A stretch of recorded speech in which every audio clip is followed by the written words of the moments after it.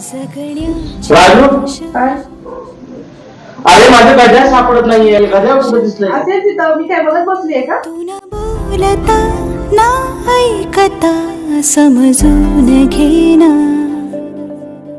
स्वप्नांचे रंग मी तुझ्यात दंग पुरे बाकी काय तुझी साथ संग असताना.